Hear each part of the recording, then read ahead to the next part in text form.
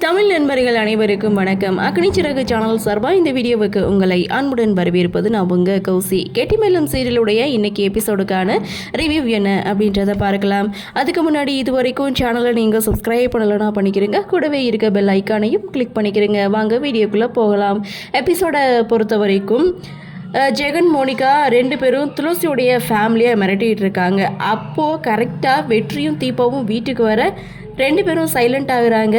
So அந்த இடத்துல வெற்றி என்னாச்சுன்னு சொல்லி கேட்கும்போது ஒன்றும் இல்லை அப்படின்னு சொல்லிட்டு நீங்கள் ஈஸ்வரமூர்த்தியோடைய பையன் தானே அப்படின்னு ஜெகன் வந்து வெற்றியை பார்த்து கேட்க ஆமாம் அப்படின்றாங்க. நாங்கள் வர்றதுக்கு முன்னாடி ஏதோ சத்தம் போட்டு பேசின மாதிரி தெரிஞ்சதுன்னு சொல்லி கேட்க அதெல்லாம் ஒன்றும் இல்லைன்னு சொல்லிட்டு ஜெகன் மோனிகா ரெண்டு பேருமே கிளம்புறாங்க. அப்போது வெற்றி எனக்கு தெரிஞ்சவர் தான், நான் பேசிட்டு வந்துடுறேன் லக்ஷ்மி அக்கான்னு சொல்லிட்டு வெற்றி வெளியில் வராரு. ஜெகன்கிட்டையும் பேசுகிறாரு.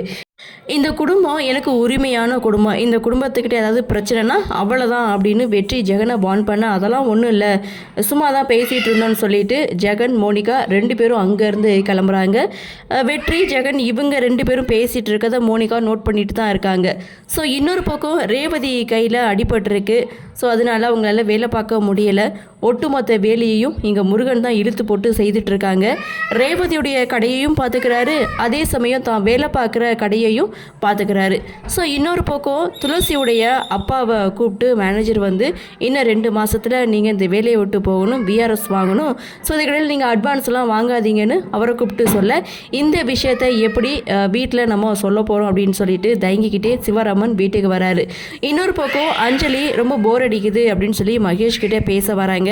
சரி அப்படியே வெளியில் ஒரு வாக் போயிட்டு வரலான்னு சொல்லி மகேஷ் கிட்டே கேட்கும்போது மகேஷ் பார்த்தீங்கன்னா திணறாரு. ஸோ வெளியில் நாய் வந்து ஒன்று இருக்குது, அது பெருசாக இருக்குது, அது கட்டியிருக்கா இல்லை அவிழ்த்திருக்கான்னு தெரியல, உன்னை கடிச்சிட்டா என்ன பண்ணுறதுன்னு அஞ்சலியை பயமுறுத்த அவங்களுக்கு அந்த ஆசையே போகுது.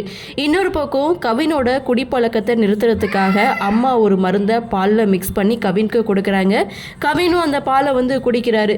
ஸோ இன்னொரு பக்கம் சிவராம் வீட்டுக்கு வராங்க, ரொம்ப அப்செட்டாக இருக்காங்க. அதை பார்த்து லக்ஷ்மி என்னாச்சுன்னு சொல்லி விசாரிக்க ஒன்றும் இல்லை அப்படின்னு சொல்லி சமாளிக்கிறாங்க. இருந்தாலும் லக்ஷ்மி விடாமல் என்னாச்சுன்னு சொல்லி கேட்கும்போது கம்பெனியில் ஒருத்தர் வந்து தப்பு பண்ணிட்டாரு, அதுக்கு மேனேஜர் என்ன வந்து திட்டாருன்னு சொல்லி சமாளிக்க இன்னும் 2 இயர்ஸில் நீங்கள் விஆர்எஸ் வாங்கிடுவீங்க, அதுக்கடையில் உங்கள் சம்பளத்தில் பாதி கொஞ்சம் எடுத்து நம்ம சேர்த்து வைக்கணும், நீங்கள் ரிட்டையர் ஆன அடுத்த செகண்ட் நம்ம வீட்டு கட்ட ஆரம்பிச்சிடணும்னு லக்ஷ்மி ஒரு பக்கம் பிளான் போட சிவராமுக்கு என்ன பண்ணுறதுன்னு உண்மையே புரியல. அவர் ஒரு பக்கம் திணறி போகிறாரு.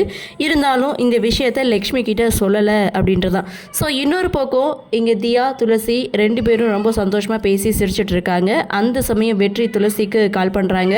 ஸோ நாளைக்கு நீங்கள் என்ன ஹாஸ்பிட்டல் கூட்டிகிட்டு போகணும்னு துளசி கிட்டே கேட்க துளசி அதெல்லாம் முடியாது சொன்னாலும் இல்லை நீங்கள் கூட்டிகிட்டு போயிட்டு தான் ஆகணும் அப்படின்னு சொல்லி இவங்களுடைய கன்வர்சேஷனை முடிக்க 8th எபிசோடையும் முடிக்கிறாங்க. அடுத்து என்ன நடக்குது, என்ன மாதிரியான சுவாரஸ்யத்தோடு கதைக்கள நகர்வை கொண்டு வராங்க அப்படின்றத நாமளும் பொறுத்திருந்து பார்க்கலாம்.